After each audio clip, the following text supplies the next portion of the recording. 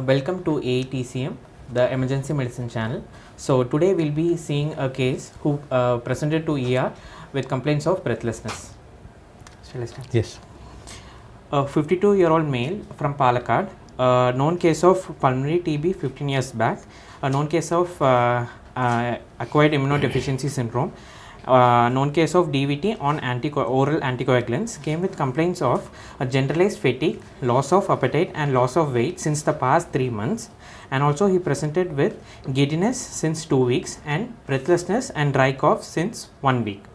So the baseline status, sir, the patient was able to do his daily routine activities on his own independently 1 week back, after which he presented with mild degree of grade 2 dyspnea, and so his there is generalized slowness in activity. So he was apparently normal, the history of presenting illness, he was apparently normal 3 months back, after which he developed generalized fatigue, which was associated with loss of appetite and loss of weight. Loss of weight was around 10 kilos, loss of 10 kgs in the past 3 months, and also loss of 5 kgs in the past 1 month. So it is a significant weight loss, sir, more than 10% in the past 6 months. And he also presented with generalized fatigue, which was mainly aggravated. It's present since the past 3 months. It has been aggravated since the past 1 week. And he also gave history what of... What are the reasons for spontaneous weight loss? Sir, spontaneous means without dieting. Yes, sir. Without dieting and exercise, if you are losing weight, then that is a spontaneous, significant. The patient present with loss of appetite, so obviously there's no nutrition. Okay, maybe so not taking food. Nutritional deficiency, and also due to immune deficiency. No, you told there is an immune deficiency, yes. Some infection. Okay, that's okay. Other than that, malignancies can be hyperthyroidism, slimming disease. What is slimming disease? Slimming disease is a unexplained weight loss in HIV. There is no reason. They lose their weight without any major reason. Okay. So commonest condition is TB in HIV, but without TB or any other major disease, if they are losing their weight, it is slimming disease. Hyperthyroidism is one condition where they can lose weight, but they eat well. Okay. So then he also presented with occasional giddiness episodes, that is around 3 to 4 episodes since the past 2 weeks. Actually, it was aggravated like on it was associated with a postural change. So it was aggravated on walking and standing position. It was aggravated and relieved on sitting posture. Even the giddiness was so severe that what are the important reasons for postural hypotension? Sir, as an emergency doctor, what is the first reason for postural hypotension? Most common is dehydration, water deficiency. Then alpha blockers, antihypertensive on use, and autonomic dysfunction. The most important reason is reduced water intake or reduced intravascular volume, dehydration. Okay. So then he presented with headache, giddiness, which was around 3 to 4 episodes, and also he had the tendency to fall because of the giddiness episodes. Okay. But there was when you have a patient who is having giddiness, you have to ask whether patient is blurring of vision. No, it is the surrounding is rotating or only head that heaviness and he presented with he had that surrounding rotation means you have to always think about BP, that ear problem, imbalance. Yes, any fluid imbalance or anything. That should be ruled out. Okay. Yes, sir. And there was no any history of associated headache or any what is Halping test? Halpig's test. Correct. Correct. We cannot demonstrate here, but you ask the patient to lie down. That head should be towards one side, lateral side. Then put. Ask him to get up. We only change to neutral position. Okay. Then to opposite. Then again to 45 degrees. Then look for nystagmus, vertigo, vomiting, and all. Okay. The same thing is used for a treatment purpose also. And also, sir, there was no associated syncope, weakness, or any slurring of speech, or blurred vision, or any seizures. He also complained of breathlessness, which is present since the past 1 week. It was a grade 2 dyspnea according to NIHA classification, and it was relieved on rest. And the breathlessness was also associated with a dry cough, sir. There was no sputum expectoration as such, and there was one episode of low grade fever that was associated with severe chills that was around 1 week back, sir. After that he was having or generalized fatigue. Other than that, no recorded temperatures was there, and there was no history of any orthopnea or paroxysmal nocturnal dyspnea. Only grade 2 on mild physical activity he was having breathlessness, grade 2 dyspnea. He also presented 1 year back, he also presented 1 week back with complaints of bleeding PR, sir, for which he was on OPD basis in general surgery. He was treated with metronidazole gel and Ciplox ointment, which now he is asymptomatic, no pain or no bleeding manifestation. Which one, sir? What is the cause of bleeding here? Sir, on proctoscopy they found to have mucosal, like anal region mucosal ulceration, sir.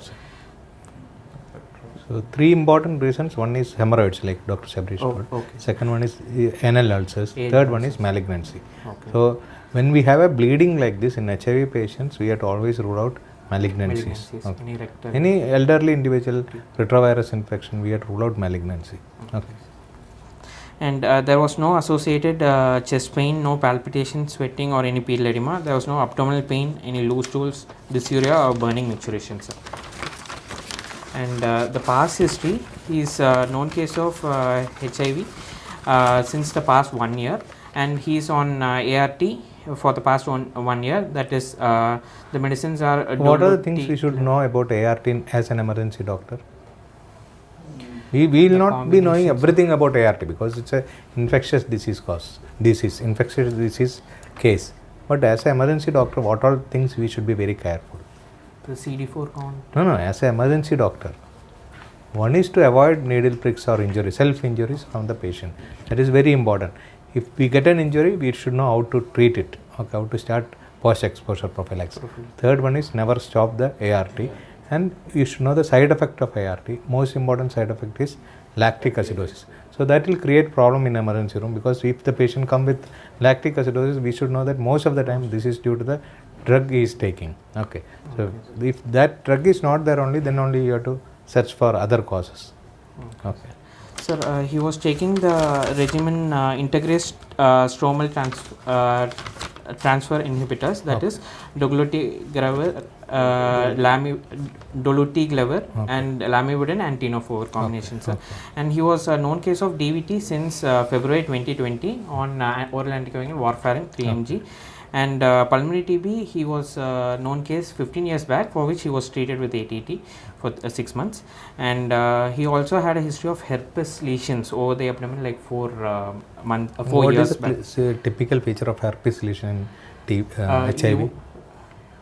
Unilateral Herpes?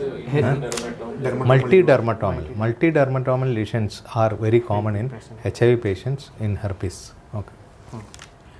Personal history is consumes a mixed diet, decreased sleep mainly in the past 1 week, and normal bladder and bowel habits, and also he's not a smoker or an alcoholic. Moving on to the general examination, sir. He is conscious, oriented, afebrile. His BP was around 108 per minute. It was irregular, normal volume and character. Pulse rate was irregular. Yes, sir. Pulse rate was 108 per minute. It was irregular and normal volume and character. BP was 140/90. What are the reasons for irregular pulse? Sir, atrial fibrillation, since he is not multifocal DVT, atrial tachycardia, any VPCs or any VPCs, APCs, AF can be. BP was 140/90 in left arm supine position. Respiratory rate was 30 and saturation was 90 in room air, sir. There was no pallor, icterus, sinus clubbing, any lymphadenopathy or pedal when there is a irregular pulse, are you satisfied with one BP recording? No, sir. Like Ideally, we have to at least we give should 3 recordings. Yes, sir. Okay. One recording is not sufficient. Yes, sir. And both arms and 3 recordings. Okay. And moving on to the systemic respiratory system examination, sir. Upper respiratory tract examination. First, the nose. On inspection, there was no congestion, no discharge or any turbinate hypertrophy, no bleeding spots or any polyp. There was no deviated nasal septum, and there was no features of any mouth breathing, thing. And the sinus examination, there was no sinus tenderness, and pharynx and larynx appeared normal, and the oral cavity patient had no features of any candidiasis. There was no white patches or anything.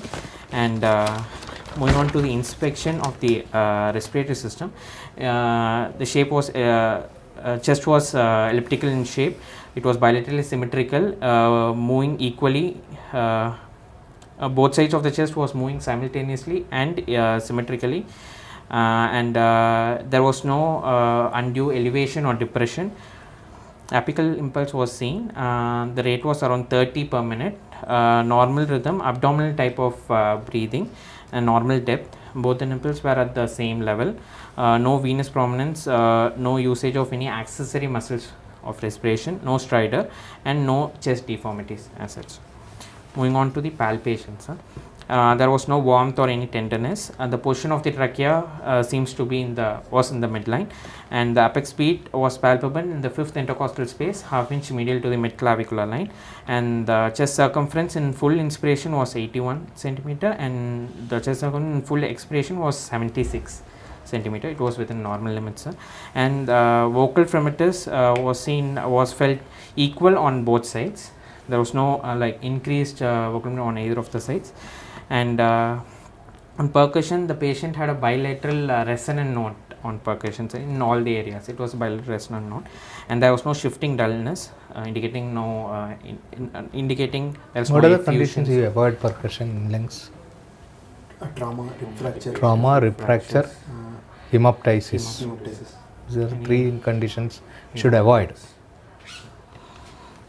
On auscultation, sir, the patient had bilateral crepitations in the memory, inframemory, and also axillary areas. And there was a bilateral occasional. According to standard protocol, there is no inframemory. Standard protocol, but when we tell, it's okay. Okay. Normal examination. Memory and axillary. Supraclavicular, clavicular, Clavicular. infraclavicular, memory. Inframemory, there is no area described as such. Okay, but many doctors say it. Okay, sir. So it's mainly infraclavicular and mammary areas, sir.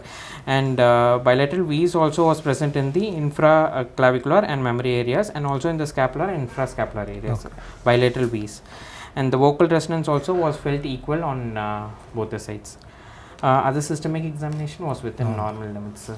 So with the history of fever with unproductive cough and also breathlessness, we can come to a provisional diagnosis of any interstitial pneumonia, sir.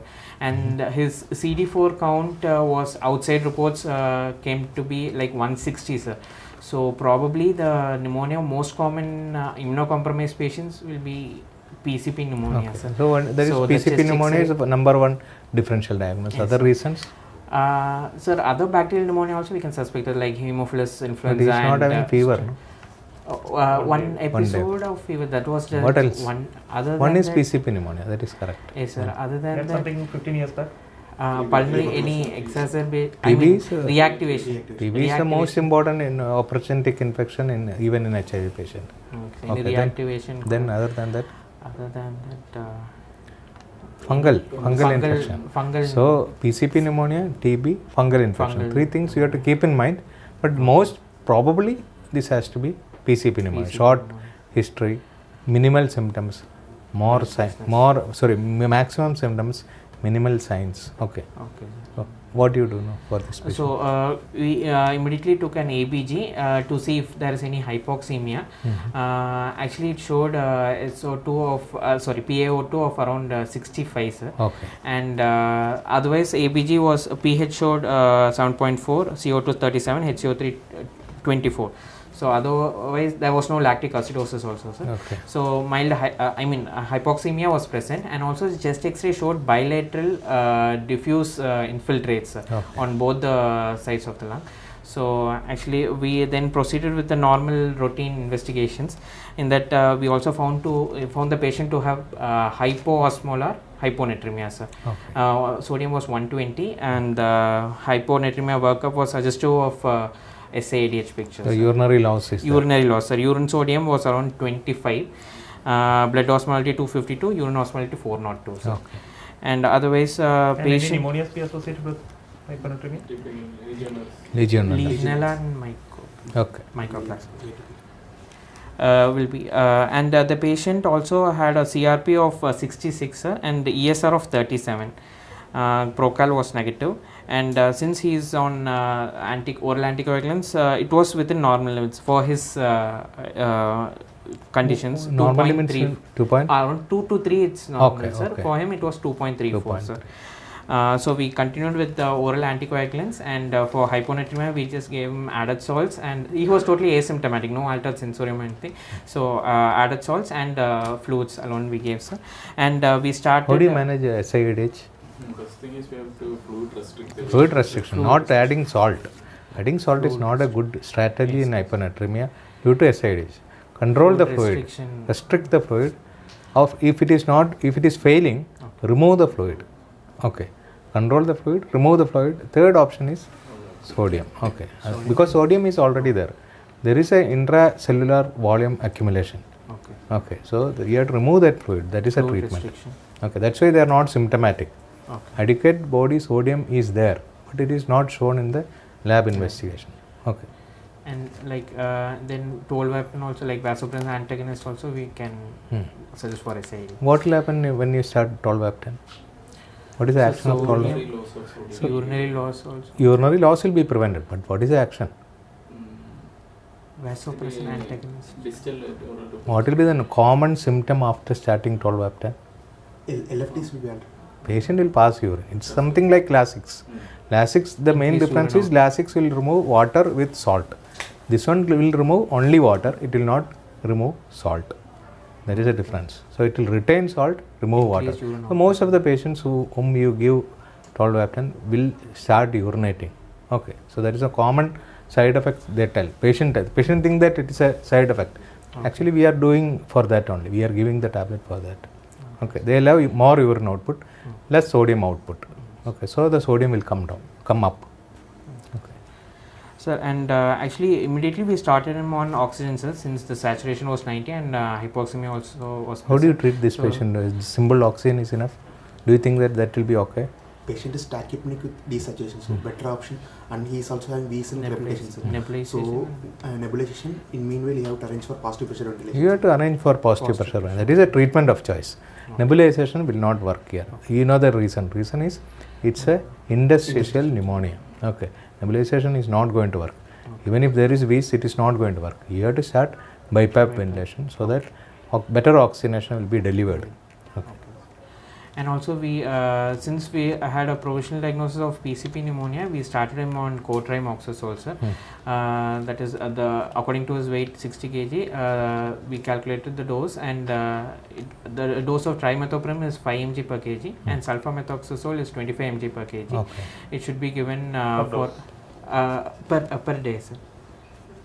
Per dose. Per dose. Sorry, 5 mg per kg per dose and 25 mg per kg per dose TID for the past for 21 days. So normally we have Bactrim DS or Septran DS. September. Normally for UT and all we give one tablet BD. Here 2 tablets Two TID tablets, has to be TID given. orally also Orally we has can to give, be. sir. What vitamin deficiency can occur during this drug therapy? Vitamin deficiency. Folic acid. Folic. It's a folate Folic acid. antagonist. So we have to give supplement folic acid also during the treatment because it's a long-term treatment. How many days you have to give the 21 days. 21 days. Indications for steroids? Sir, when the Is there patient an is indication here? Sir, What is the indication? SpO2 was You have done an ABG. What is Yes, a sir. PaO2? PO2 was 65. 65. sir. Less So than if 65 is an 70, indication we have for. to start him It's on an steroids. indication according to textbook, standard textbooks. Yes. Otherwise, also you can give steroids. If the patient is in distress, you have to give. Yes, sir. 40 mg, 40 mg BD for 5 days, and then BD is not. See, all steroids which is given as an anti-inflammatory should be given as a single dose in the morning. That is the ideal treatment. PD can be given, but you can give it in the morning itself. Nothing. There is no issue. But evening time, steroid should be avoided. That will remove your normal adrenal HP access. That's why at least you can give in the afternoon time or evening time, not in the night time. Okay. Okay. So 40 mg OD and prednisolone, mostly methylprednisolone or prednisolone we can give, sir, followed by a tapering of 20 mg OD for the next 11 days. Okay. We can If proceed. trimethoprim, this Bactrim cannot be given, what are the alternatives? Allergy. Sir, we can, if allergic to sulfur drugs, we can go with clindamycin and also primaquine, sir, combination. Clindamycin 600 mg TID, IBI we can give, sir, or else and the combination of primaquine 15 to 30 mg per kg per dose OD tablet type. We can Okay. give. Dapsone is also there, no? Dapsone combination with primaquine also, Dapsone with the trimethoprim combination and Dapsone with primaquine combination also we can give, sir. What And is the also adverse effect of Pentim- Dapsone? No, this acute in emergency room, ICU. What will be the immediate side effect? rashes. Methemoglobin. Methemoglobin is one important side effect that you should remember. I think. You can start Dapsone for so many conditions, but you should know the side effect. Okay. I think. And even IV pentamidine, but it's not used It is in not India. it sir. is not available. In India, it's not. Okay. We can From use, diagnostic point of view, how will you diagnose? PCP, PCP. pneumonia, sir. Sir, in CT we can see diffuse ground glassing opacity, sir. Okay. Chest X-ray we can see diffuse bilateral interstitial infiltrates, Okay. and biopsy we can. Ball you can take. No, ball culture we can take, sir. Ball culture or induced Methenamine sputum silver culture. staining. Or methenamine staining and Seeing the system, the GIMSA, methenamine, Biopsy is usually immunofluorescence. Not recommended, okay. Lung PCR, biopsy, theoretically it's test not. is available, but you cannot differentiate between colonizer or infection. So it is also not very recommended for therapeutic. Okay, sir. So do you think that it is only PCP or you want to rule out some others? Sir, like we are not confirmed with CT or anything, so any fungal pneumonia also we have to We consider. have to sir. rule out TB, we have to rule out fungus, we have to rule out other atypical pneumonia. Atypical All pneumonia. this investigation should be done. But the most common cause for pneumonia in this Immunocompromised in this patients group of patients is PCP. PCP. Where else you suspect PCP other than HIV infection in our emergency department? What other type of patients? Post-transplant patients, immunocompromised patients, malignancies, post-malignancy treatment patients, all these patients you have to think about PCP pneumonia, not only in HIV patients. Okay. Any immunosuppressant. What is PCP? So, pneumocystis No, carinii what fungal pneumonia. sir. bacterial? It is a fungus. Actually, Pneumocystis now the jirovecii. new name is old name was pneumocystis carinii. Now the new name is pneumocystis jirovecii. Okay. How is the patient now?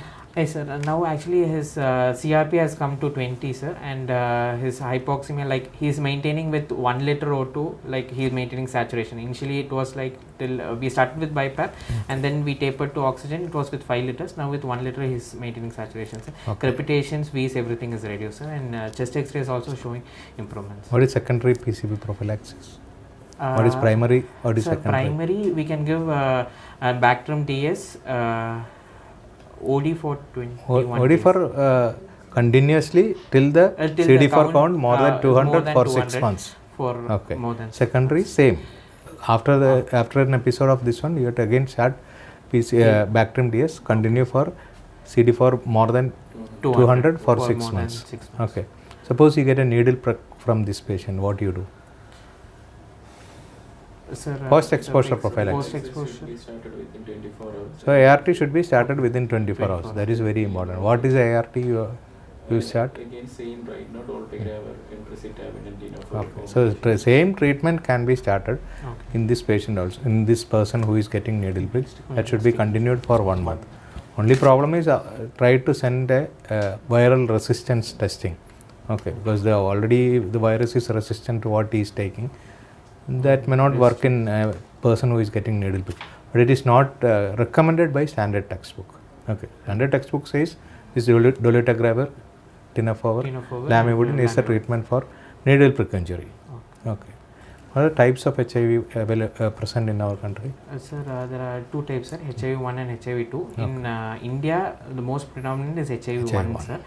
In that 3 subtypes are there, HIV subtype M, O, N, sir. In M, we have more subtypes, that is alphabet, like A alphabet till K, A, B, C, D, E, F, G. till K we have. Any other opportunistic infections associated with HIV? Yes, sir. Patient may have oral candidiasis and also toxoplasmosis and mainly pulmonary or extrapulmonary TB and also CMV retinitis. CMV can produce pneumonia also. Pneumonia. Same patient can have CMV pneumonitis. Pneumonia also. You want to And check the eyes in this cryptococcal patient? Eyes. Yes, sir. It's to CMV rule retinitis out should be ruled out retinitis, in this CMV patient. retinitis. Okay. Assume the patient presents with pneumonia and now you are diagnosing HIV and you have the patient with pneumonia also, suspected TB. What will you start first, ART or AKT? ATT should be ATT. started first.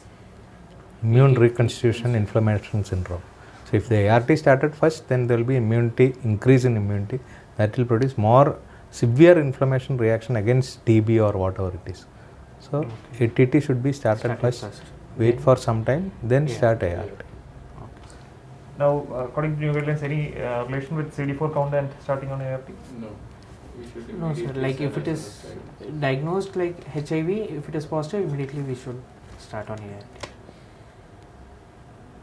Anything else? Okay, thank you.